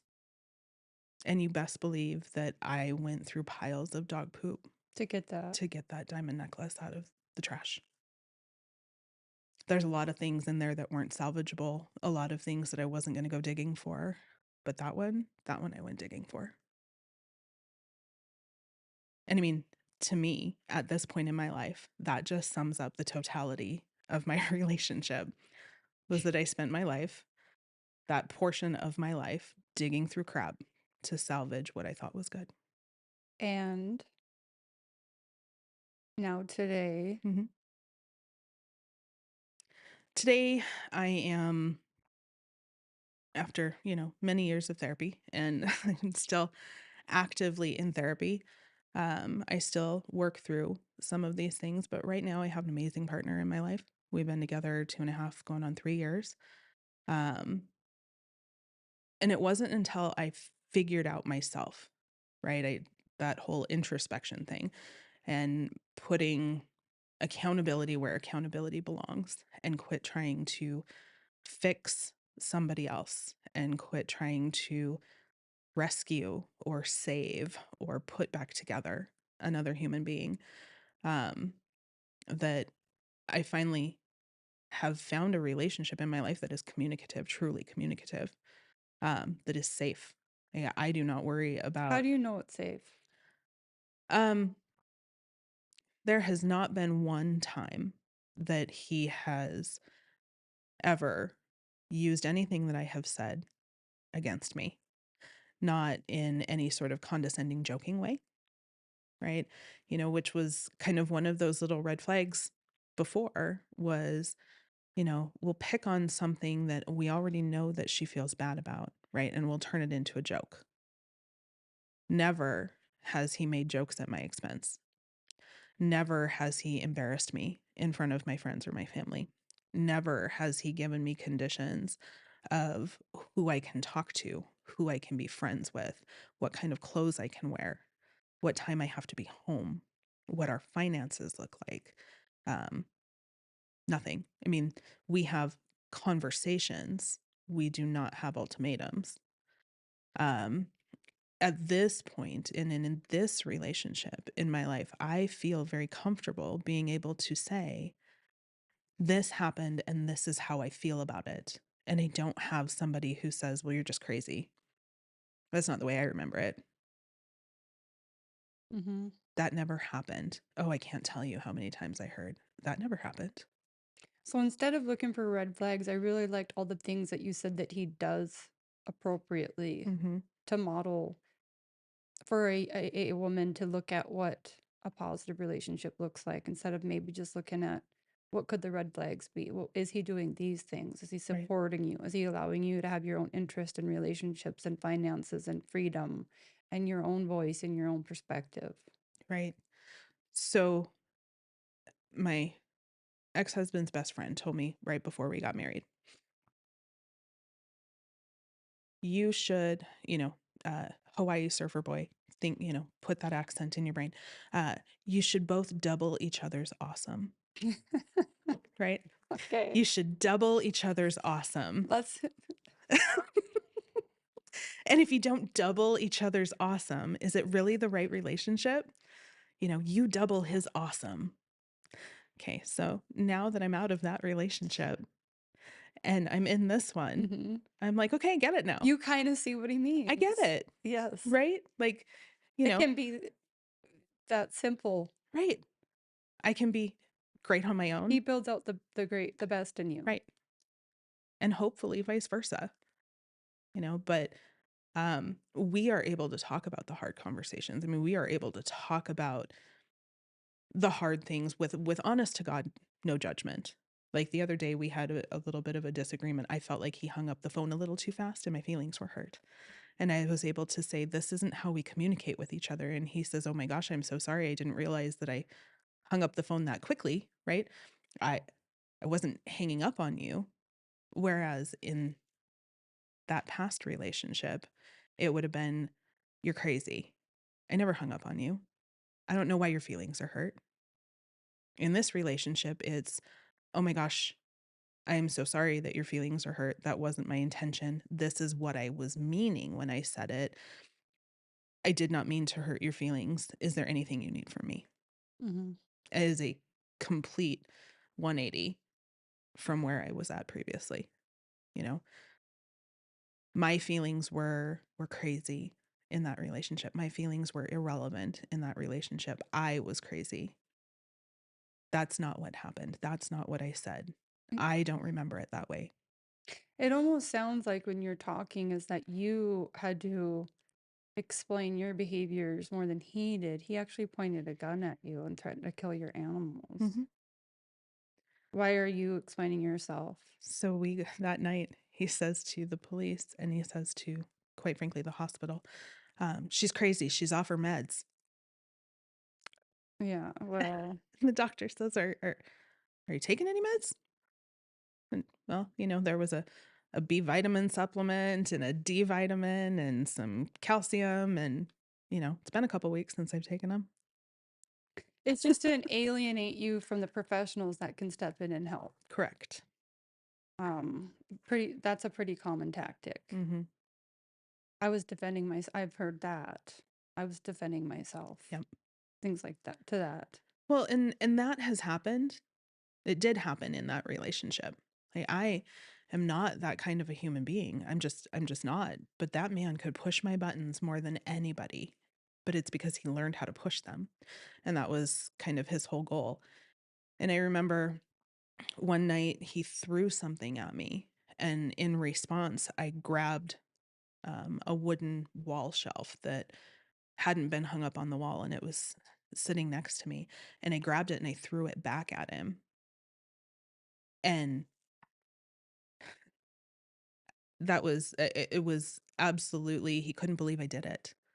You tried to hurt me. You tried to kill me. I can't believe you would do that. You threw something at me and it could have, it could have broken my foot or you could have hit me in the head, but never mind that he had just thrown something similar at Mhm. me. Right. His behavior was okay. Mine was crazy and inexcusable.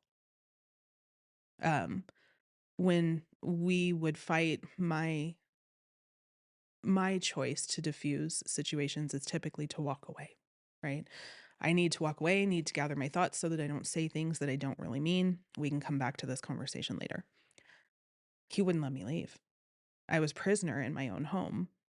One night, he was physically running through the house to block my exit at every door. And I couldn't take it. I needed out of that house for my own safety. I needed out of that house. And he turned his back to me and I jumped on his back and I put him in a headlock. And I look back on that. We laughed about it that night, he and I. And I said, this is not normal. Like, at what point do you normalize these kinds of behaviors to the point that you high five each other because, hey, that was a good one, didn't see it coming? That's what he said to me. I didn't see that one coming. You almost had me. Like a competition? Yeah, he didn't really expect me to react in the way that I reacted because I never had up to that point. I would sit on the couch and I would say, okay, fine. Or, you win. I'm staying here, right? Because he was petrified that if I left, that I was going to go run into the arms of some other man. So I was not allowed to leave the house if we were fighting. I was not allowed to go outside. I was not allowed to be anywhere that he wasn't. And so when that happened that night, and I realized how desperate I was to just get away, right? That it was more than just a fight. It was more than just a normal disagreement, right? And quote, normal people don't act like this. Yeah, what you've gone through is profound, and I can't imagine having someone point a gun in my face and pull the trigger. Right. I'll be honest. It took me, I remembered that he pulled the trigger the first couple of weeks, but for a couple of years, I blocked that out. And I had put away everything that had anything to do with him, right? My marriage, my divorce, it all went in a box. And I couldn't bring myself to look at it, but I knew that should I ever need to, I'm going to have to be able to recall what happened. So in those first couple of weeks when I didn't have my wits about me to go to work, right? Because I couldn't keep myself together to work. I started writing down chronologically what happened. And it wasn't until about 2 years later when I finally decided, okay, I can open that journal and look at this because I started blogging. Writing has always been therapeutic for me. And so I started kind of touching the waters with this topic in my blogs. And I decided I should probably make sure that I remember it correctly because we all know memories change, memories fade, uh, but trauma, our brains also protect ourselves from the trauma that we've gone through. And when I look back at the things, there are little details, and that one in particular, I remembered that the gun did not go off, so that he ejected the cartridge to find out why the gun did not go off. And that was my reason, that was my ability to be able to leave that room that night. But in the front of my mind, he just dropped the cartridge from the gun, right? I blocked out. Actually, I mean, I watched him pull the trigger, but my brain blocked that out for a while. I wasn't ready to acknowledge exactly what had happened that night. Mm-hmm. I think that anyone would feel that way. I do you have like images of that a lot for a while? Did that For a pass? while, yeah, for a while, yes. The post-traumatic is real. I don't anymore. And I don't ruminate on it. I don't look for it in places. I know that some people have a tendency to look for the same types of things, right? Oh gosh, this person looks like or acts like or sounds like or moves his shoulders like that person who did this thing in my life, right? And it creates an anxiety trigger. And I have very actively sought to not look for those things in my life because I don't want to live Good for you. in that state, right? So we just have to leave the accountability where it belongs and not look for those things in other people, right? Everybody gets an opportunity to be accountable for their own things. And So, everyone deserves a fresh start as far as the people we meet in our life. right, They might not mimic the people that have put us through horrible things prior. right. And I hope this gives you some relief in the fact that the domestic violence issues are being taken more seriously as time goes on. Do you remember when it used to be a family matter? Yes. I mean, you can't even get it investigated, let alone charged. And in Great Falls in particular is really setting some great groundwork as far as some pilots. They have a domestic violence probation officer who Mhm. supervises people who have offended in these ways. They are very much so held accountable. They're responsible to talk about what they did, why they did it. And it's not just the consequences that matter, but it's also the treatment providers. So Mhm. they've come up with a new treatment to address domestic violence. That's not anger man. Yes, these anger is part of these actions, Right. but batters intervention goes into a whole lot more of trying to control a person that Mhm. you know that you have power over and you can control. And not to minimize that anger isn't, management isn't should be a component of that program, but it really focuses on that. And we are really Green Apple Counseling. Mhm. They've done great work there. They work in conjunction with Department of Corrections on these cases. So people are starting to take these issues a whole lot more seriously. Well, and it is great. It is unfortunate that it has taken us this long to get to a point where we take these kinds of things seriously.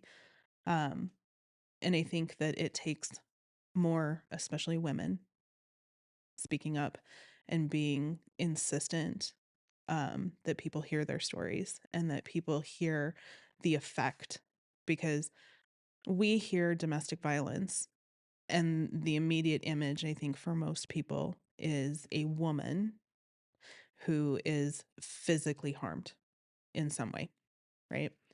And I think we discount how many men Mm-hmm. go through situations of domestic violence, but domestic violence is not always physical.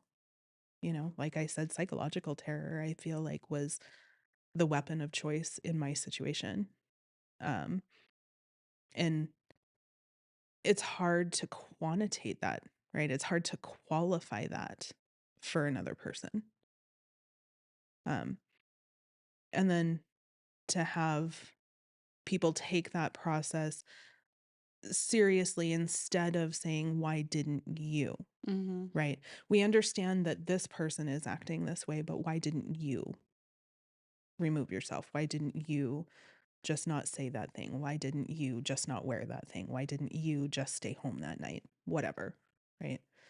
So it's, You know, I agree in, creating the life that you want and that you have a lot of options. The truth is, though, is that when you are in a domestic violence situation, male or female, you have, in your situation, you had pets that you cared about. There's children involved. The finances are removed. You can't leave. You have nowhere to go.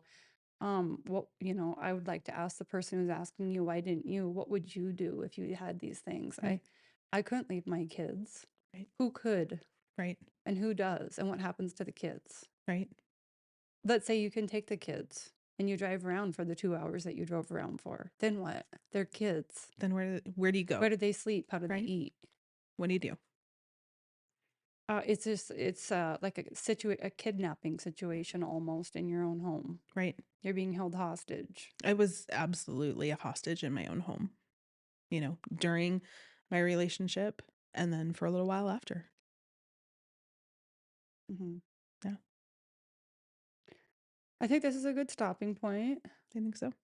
Do you feel like there's anything else that you want to say to empower other women or men in this situation? And that's kind of hard because by the time you get to this point in a relationship, you question everything. You question everything that you're doing, everything that you're thinking, everything that you're saying. But deep down, somewhere inside of you, is that voice that's telling you that you're not wrong, that you're not crazy, and that you can do it. Mm-hmm. And you have to listen to that. You have to listen to that. Let that be the decision making. Let that be the voice that guides you, because the rest of it is too busy filtering out what somebody else has been feeding you. through the entirety of your relationship, you're not good enough. You'll never make it. You need me.